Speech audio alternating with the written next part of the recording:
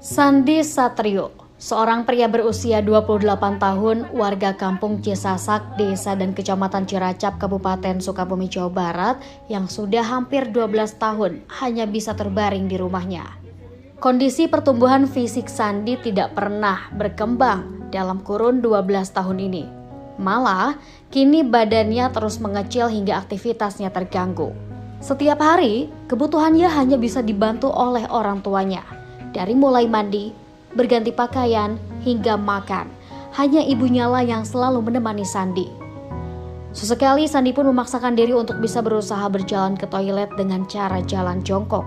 Namun ia kerap merasa kesakitan jika dipaksakan terlalu lama untuk jalan jongkok tersebut. Sandi adalah anak pertama dari 3 bersaudara yang dilahirkan oleh pasangan suami istri Empo Suhenda dan Mas Liah. Menurut orang tuanya, Sandi mulai menderita kelumpuhan sejak kelas 1 SMP. Saat itu sekolahnya pun terpaksa putus di tengah jalan karena awal pertama masuk SMP tiba-tiba menderita kelumpuhan hingga tak bisa beraktivitas. Bukannya tinggal diam, kedua orang tuanya pun sudah berusaha membawa Sandi berobat dari alternatif dengan cara diurut hingga ke rumah sakit, namun tak pernah kunjung sembuh. Saat itu, Sandi pernah dibawa 3 kali ke 2 rumah sakit dan ia didiagnosa menderita penyakit polio. Namun karena keterbatasan ekonomi, akhirnya Sandi berhenti berobat hingga sekarang.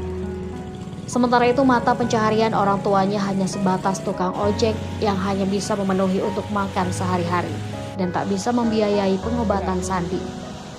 Ibu Sandi pun tak kuasa, hanya bisa meneteskan air mata saat ia mengungkapkan harapannya tersebut. Meski dalam hidupnya saat ini hanya bisa pasrah dengan keadaan, namun dalam hati kecilnya besar harapan ada seorang dermawan yang bisa membantu untuk melanjutkan pengobatan Sandi. Udah 11 tahun. Jadi Nggak bisa bergerak.